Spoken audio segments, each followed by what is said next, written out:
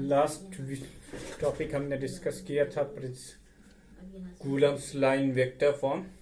अब हम लोग डिस्कस करेंगे principle of superposition of electrical forces. देखो बच्चों, ये एक जनरल प्रिंसिपल है वेक्टर्स क्वांटिटीज को जोड़ने के लिए। स्पेशली हमने यहाँ पर फोर्सेस के लिए लिया है, लेकिन इसका आगे भी हम इस्तेमाल करते रहेंगे। हम आपसे उम्मीद करते हैं कि क्लास 11th में हमने आपको parallelogram law of vector addition और triangle law of vector addition दोनों सिखाया था, वो आपको याद होगा, अच्छे से याद होगा। अब हम प्रिंसिपल ऑफ सुपरपोजिशन को एक्सप्लेन करते हैं। तो यह हमारी हेडिंग है, principle of superposition. Principle of superposition, ठीक। एक फिगर से समझते हैं। मान लीजिए आपके पास एक पॉइंट O जिस पर आपने एक चार्ज Q रखा हुआ है। इससे थोड़ी दूर पर एक पॉइंट है A जहां पर एक चार्ज Q1 रखा हुआ है। इससे थोड़ी दूसरी दूर पर एक दूसरा पॉइंट है R2 जहां पर आपने एक चार्ज Q2 रखा हुआ है। एक पॉइंट है Q3 जहां पर एक तीसरा चार्ज रखा हुआ है। इसी तरीके से एक और पॉइंट है, इसकी डिस्टेंस O से R4 है, इस पर हमने 4 चार्जेस रख दिए हैं, ठीक है। सपोज करो इस पॉइंट का नाम हमने O रखा था, इसका A, इसका हम B ले लेते हैं, इसका C और इसका D। अब ये प्रिंसिपल आपके एग्जाम में डायरेक्टली नहीं पूछा जाएगा कि right the principle of superposition of electrical forces. इससे रिलेटेड न्यूमेरिकल्स आते हैं, कुछ न्यूमेरिकल्स आपकी टेक्स्ट बुक में दिए हुए भी हैं। तो इसको टैकल करने से पहले हम आपके सामने 3 रूल्स लिखना चाहेंगे। वो 3 रूल्स आपको याद रहने चाहिए, तो इसको आप टैकल करने में इजी महसूस करेंगे। अगर 2 प्लस चार्ज हो, किसी डिस्टेंस पे रखे हुए हों, तो उनके बीच में लगने वाला फोर्स ऑफ रिपल्सन हमेशा लाइन के बाहर लगाना है। फोर्स ऑफ रिपल्सन हमेशा लाइन के बाहर लगाना है। उसी तरीके से 2 निगेटिव चार्ज अगर कहीं रखे हुए हों, तो उनके बीच में जो आप फोर्स ऑफ रिपल्सन लगा रहे हैं वो लाइन के बाहर ही लगाएंगे, ठीक। और अगर एक पॉजिटिव और दूसरा निगेटिव चार्ज है, तो फिर अब ये फोर्स ऑफ अट्रैक्शन लाइन के अंदर लगेगा, ठीक। जैसा कि मैंने इंपॉर्टेंट पॉइंट्स में आपके साथ मेंशन भी किया था कि कूलम्बियन फोर्सेस सेंट्रल फोर्सेस होते हैं, वो एक लाइन के अलोंग वर्क करते हैं। तो इस तरीके से आप देख सकते हैं, ये 3 रूल अगर आप याद रखेंगे तो आपको प्रॉब्लम टैकल करने में आसानी होगी। अब ये जो हमारा चार्ज Q है, ये हमारा सेंटर ऑफ अट्रैक्शन है। हम देखना चाहते हैं कि इस Q पर नेट फोर्स क्या है।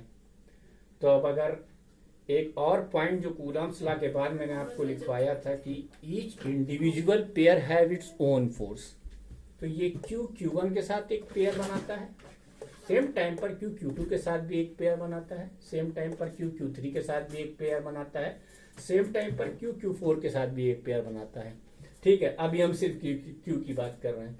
इसका ये बिल्कुल मतलब नहीं, हम यहाँ ये बिल्कुल नहीं कह रहे कि दूसरे सिस्टम में और फोर्सेस मौजूद नहीं है, ऐसा कुछ हमने नहीं कहा। मेरा कहने का सीधा साधा सा एक मतलब है कि आपका सेंटर ऑफ अट्रैक्शन यानी Q है।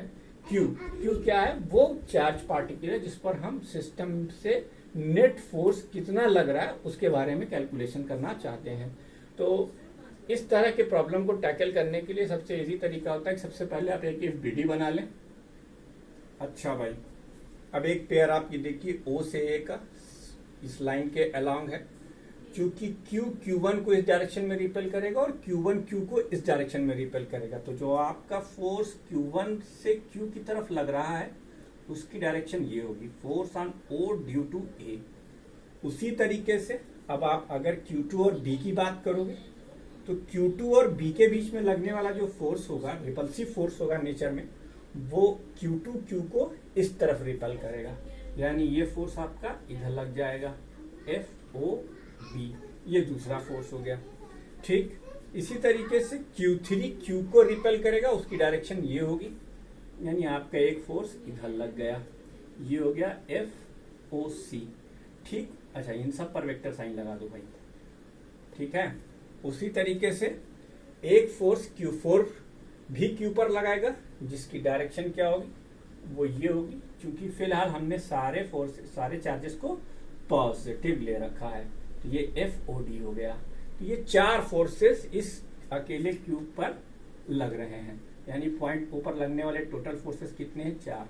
अब इन चार फोर्सेस को कैलकुलेट करना ही वही प्रिंसिपल ऑफ सुपरपोजिशन के अंडर आता है। इसे हम कैसे लिखेंगे, इसे हम वेक्टोरियल फॉर्म में इस तरीके से लिख देंगे, vector FO is equal to FOA plus FOB plus FOC plus FOD। अच्छा, अब इसका स्टेटमेंट क्या होगा, अब इसका स्टेटमेंट भी हम लिख लेते हैं। एक बार फिर से बता देता हूं, आपको स्टेटमेंट याद रखने की जरूरत नहीं, आप उस मेथड को सीखिए कि कैसे आप इसके प्रॉब्लम टैकल करेंगे। अब चूंकि बहुत ज़माने पुरानी बात हो गई, अब डायरेक्ट कूलम्ब लॉ पर वो डायरेक्ट न्यूमेरिकल नहीं पूछा जाएगा आपसे कि Q1 और Q2 दिया हुआ है, उनके बीच की डिस्टेंस दी हुई है, तो आपसे कहा जाए कि उसके बीच का आप फोर्स निकाल दीजिए। ऐसे प्रॉब्लम आप एक्सपेक्ट मत कीजिए। तो अब चूंकि 99 में, 2004 में, 2008 में इसी टाइप के क्वेश्चन आए थे ISC बोर्ड में और CBSE बोर्ड में भी, तो इसलिए हम लोग देखेंगे। इसका स्टेटमेंट बहरहाल हम लिख लेते हैं, उसके बाद हम आगे विस्तारपूर्वक चर्चा करेंगे। We are now going to explain. सबसे पहले हम इसका स्टेटमेंट लिख लेते हैं। The net force experienced by any charge of the system is vector sum of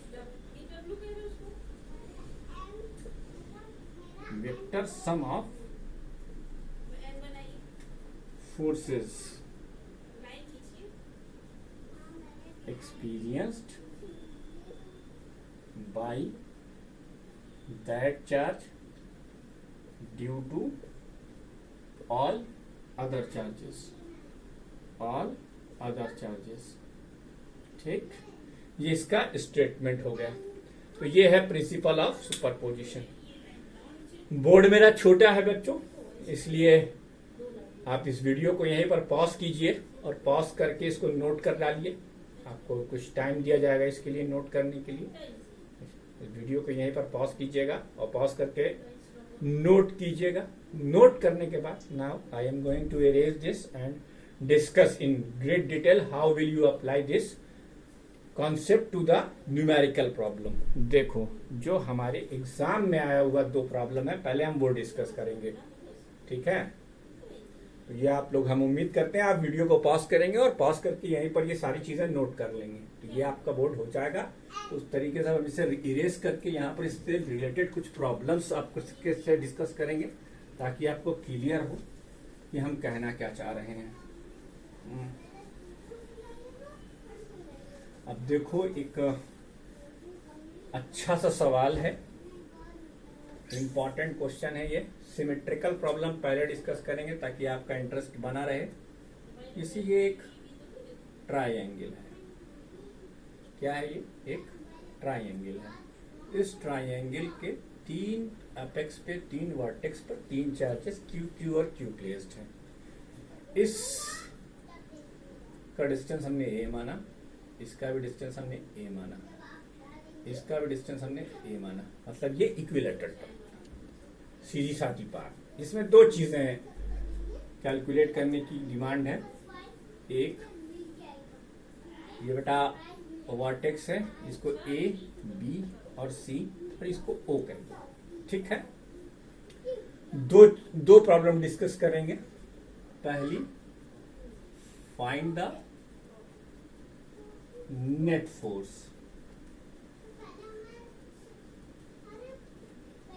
experienced by charge Q at A। और इसमें दूसरी प्रॉब्लम डिस्कस करेंगे, find the net force experienced by charge Q, sorry capital Q at O. ठीक, दो question है यहां पर। पहला question find the net force experience by charge Q at A और find the net force experience by charge capital Q at O. अब कैसे proceed करोगे? ठीक है, चलो अभी 1 मिनट के लिए पहले जब हम पहला क्वेश्चन कर रहे हैं तो इसको जरा सा हटा देते हैं। पहले आप एक सीन ये समझिए। ठीक है, अभी यहां पर कोई चार्ज नहीं है, अभी आपको सिर्फ क्यू पे कैलकुलेट करना है। ये एनसीईआरटी का प्रॉब्लम है। ठीक है, एनसीईआरटी का एक एग्जाम्पल है, एनसीईआरटी का एग्जाम्पल, उसमें उन्होंने न्यूमेरिकल प्रॉब्लम उसमें उन्होंने न्यूमेरिकल वैल्यू दे रखी है, मैंने आपको लेटर के फॉर्म में रखा हुआ है। मकसद समझाना है, मकसद आपको बताना है। आप अगर मेथड जानते रहेंगे तो न्यूमेरिकल वैल्यू सब्स्टिट्यूट करके आराम से कैलकुलेट कर सकते हैं। तो बेटा ये कैसे कैलकुलेट होगा? ए का फोर्स, अब देखो ए पे रखा ये चार्ज क्यू इसके भी कांटेक्ट में है और ए पे रखा ये चार्ज सी पे रखे चार्ज क्यू के भी कांटेक्ट में है, यानी यहाँ दो फोर्सेस लगेंगे। अब ए पर जो बी से फोर्स है वो रिपल्सन का फोर्स है, तो इसे हम लिखेंगे एफ ए बी, यानी ये क्या है? Force experience by A due to B. उसी तरीके से ए और सी का मामला है तो हम इसे लिखेंगे force on A due to C. बेटा जो लोग ज्योमेट्री अच्छे से पढ़े हैं वो जानते हैं कि ये एंगल अगर 60 डिग्री है तो फिर ये एंगल भी 60 डिग्री का होगा। अब दो वेक्टर के बीच में एंगल है 60 डिग्री का, ये दो वेक्टर हैं। ठीक, तो सुपर पोजिशन में मैंने आपको बताया कोई स्पेसिफिक रूल नहीं है, आपको parallelogram law of vector addition भी काम आएगा, कभी कभी आपको triangle law of vector addition भी काम आएगा, कहीं कहीं रिजोल्यूशन काम आएगा और कहीं कहीं लैमियस थ्योरम जो मैंने आपको स्पेशली इंडिविजुअली डिस्कस की है लॉ ऑफ ग्रेविटेशन के चैप्टर में क्लास 11 में, वो भी यहाँ काम आने वाली है। तो हम अब आप देख सकते हो कि दो वेक्टर हैं। चलो पहले इन दोनों का मैग्नीट्यूड कैलकुलेट कर लो। अगर एफ ए बी की बात करें तो ये हो जाएगा k times Q square upon A square, और अगर हम एफ ए सी की बात करें तो ये भी आपको k times Q square upon A square दिखाई दे रहा है। ठीक है बेटा, तो अब दो वेक्टर हैं, दोनों का मैग्नीट्यूड आपको सेम दिख रहा है। अगर आप इस पैरेललोग्राम को कंप्लीट कर लो, जैसा कि मैंने आपको बताया था कि दो वेक्टर के एडिशन के लिए जब पैरेललोग्राम लॉ लगाया जाता है तो पैरेलल साइड्स एक्सटेंड कर दी जाती है और ये जो कोइंसाइडिंग डायगोनल होता है वो इसका रिजल्टेंट बताएगा। तो ये नेट फोर्स एफ ए हो गया।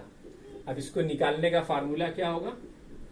F A is equal to under root F A B का square plus F A C का square plus twice of F A B F A C into cos 60 degree. बेटा क्योंकि दोनों के magnitude बराबर है, चलो हम अभी कैलकुलेशन की सिंप्लिसिटी के लिए इसे एफ से डिनोट कर लेते हैं कि एफ हो गया। तो अब ये रिजल्टेंट एफ ए की value under the root F A square plus F square plus F square plus twice of F into cos 60 की वैल्यू 1/2, 2 से 2 कैंसिल। आपको क्या दिख रहा है? F square plus F square plus F square 3 बार लिखा हुआ है। आप एक काम करिए, एफ स्क्वायर को अंडर रूट कॉमन ले लीजिए, अंडर रूट के बाहर निकालने से पहले कॉमन लिया तो 1 plus 1 plus 1 is equal to F आपने बाहर ले लिया। अब ये एफ रूट 3 हो गया। क्या हो गया? F root 3। अब आप सिंपली यहां पर इसकी वैल्यू रख दीजिए k times Q square upon A square into root 3। अच्छा, अब आपको एंगल निकालना है, ये एंगल कितना है, या एफ ए बी या एफ ए सी से कितना एंगल बना रहा है। तो याद करो जब वेक्टर्स के लॉ में पढ़ा रहा था तो मैंने बताया था कि दो वेक्टर का जिनका की मैग्नीट्यूड इक्वल हो उनका डायगोनल बाइसेक्ट करता हुआ जाएगा। तो बाइसेक्ट का मतलब 60 डिग्री का आधा कितना हो जाएगा? 30 डिग्री हो जाएगा। तो ये बाइसेक्ट करता हुआ जाएगा, याद रखना। लेकिन ये दो वेक्टर की केसेस जो इक्वल हो तभी ऐसा होगा, वरना नहीं होगा। बात समझ लो। और अगर वैसे नहीं निकालना चाहते हो चलो आप फिर फार्मूले से निकाल लेते हैं। tan alpha tan alpha is equal to F A C cos sine 60 degree upon F A B plus F A C cos 60 degree. देवियों और सज्जनों, मेरी एक बात बहुत ध्यान से सुनो, इससे भागने की कोशिश बिल्कुल मत करना। एक क्वेश्चन तो तुम्हें मिलना ही मिलना है, क्योंकि ये एक बार नहीं आएगा, ये 3 बार आएगा तुम्हारे सिलेबस में। इलेक्ट्रोमैग्नेटिज्म में ये 3 बार आएगा, और इसी चैप्टर में एक बार और अभी आने वाला। कहीं नाव बाल कहा, कहीं जजमान अब्बे आ गया आवत है, कहीं देखो कैसे आवत है, कहीं अभी तो हम ये फोर्स के लिए कर रहे हैं, इलेक्ट्रिक फील्ड भी वेक्टर है। तो जब बहुत सारे सिस्टम के चार्जेस होंगे तो वहां भी हम इलेक्ट्रिक फील्ड के लिए भी कैलकुलेट करेंगे। इसके जस्ट बाद का हमारा डिस्कशन का टॉपिक इलेक्ट्रिक फील्ड ही रहेगा, और इलेक्ट्रिक फील्ड के बाद हम इसको ही डिस्कस करेंगे। तो अब आप इससे भी देख सकते हो, क्योंकि मैग्नीट्यूड बराबर है, तो आप लिख सकते हो f√3/2 upon f plus f into 1/2। ठीक, ओके। इसका मतलब ये हो गया, f निकाल कर कैंसिल कर लो, √3/2 अपॉन 3/2, 2 से 2 कैंसिल, ये हो गया 1/√3 और 1/√3। tan अल्फा की वैल्यू 1/√3 आई, यानी कितना आया, tan 30 डिग्री आया कि नहीं आया। तो अल्फा की भी वैल्यू आपने कितनी निकाल ली, 30 डिग्री। ठीक है, वीडियो को पॉज कीजिए और इस सॉल्यूशन को नोट कीजिए। ये आपके पहले क्वेश्चन का सॉल्यूशन हो गया। अब इसी क्वेश्चन को अब हम और टिपिकल बनाते हैं थोड़ा सा। वो एक सिमेट्रिकल क्वेश्चन है, सारे मेडिकल एंट्रेंस में पूछा जा चुका है, तो अब बारी बोर्ड्स की आ गई। ठीक है, तमाम छोटे इंजीनियरिंग कॉलेजेस में भी पूछा गया एक्सेप्ट जेई मेन। तो अब उस क्वेश्चन को हम डिस्कस करेंगे। क्या करना है भाई, वीडियो को आपने पॉज करना है, पॉज करके सॉल्यूशन नोट कर लेना। मैं इसे उम्मीद करते हैं कि आप ऐसा करेंगे, कर चुके होंगे। तो अब अगर आपने नोट कर लिया तो आइए हम आगे बढ़ते हैं। इस सॉल्यूशन को एक बार फिर से आप गौर से देख लीजिए, इसे आपको नोट करना है। अब इसका हम दूसरा पार्ट लेते हैं।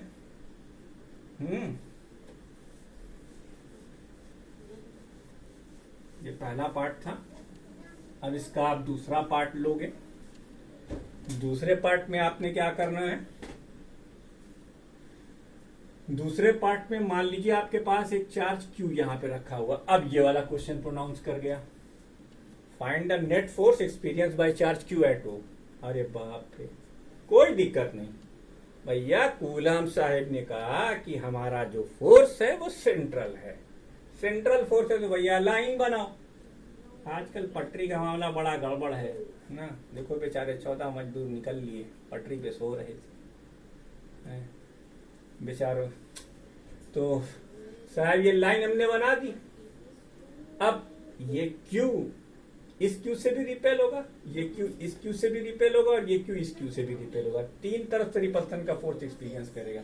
फिर बनाओ फ्री बॉडी डायग्राम, तो जो इसकी वजह से रिपल्सन का फोर्स होगा उसकी डायरेक्शन ये होगी, यानी ये क्या है, force on O due to A।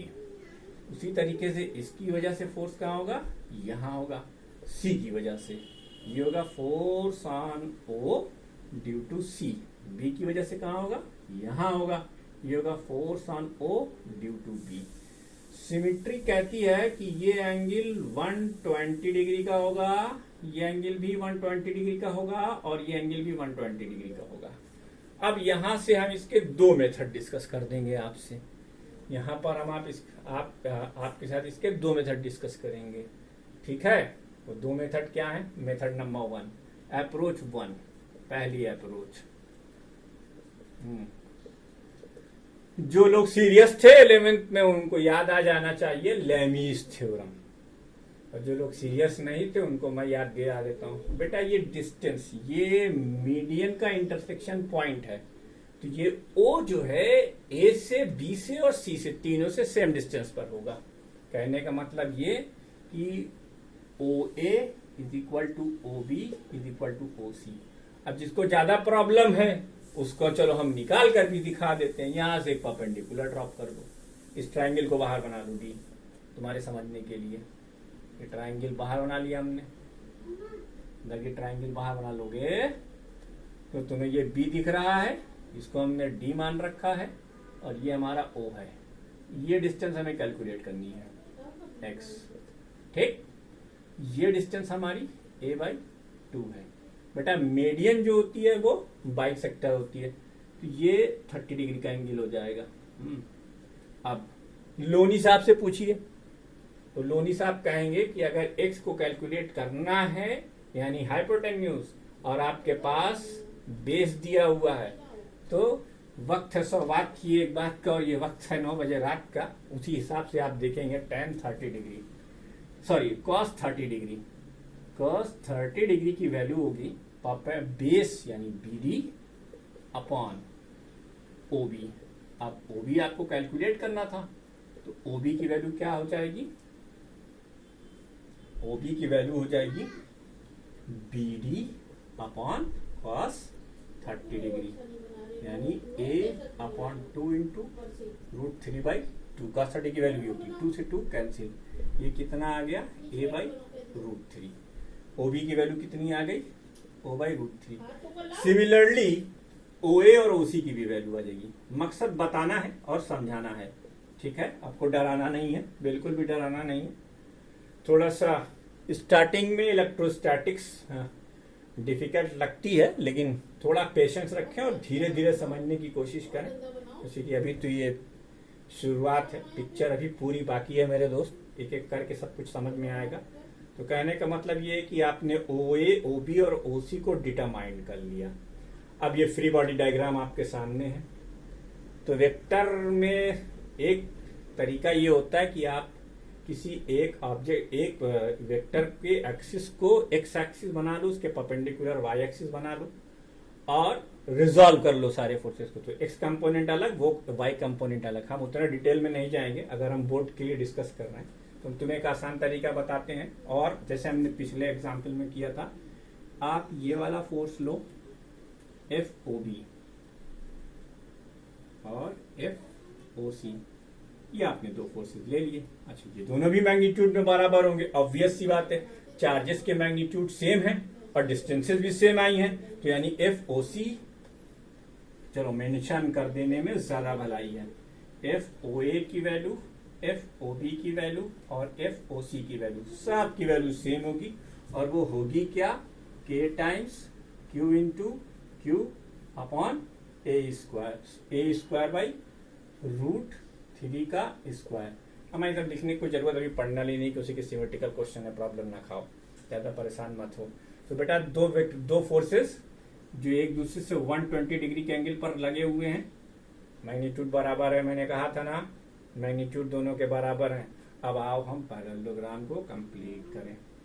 जब हम पैरेललोग्राम को कंप्लीट करेंगे